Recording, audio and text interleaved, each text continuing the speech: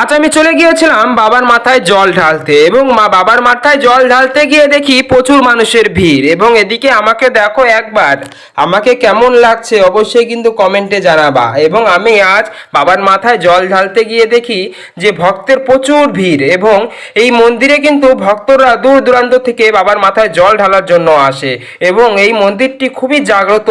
এবং এই মন্দিরে প্রতি মাসে প্রতি বছরে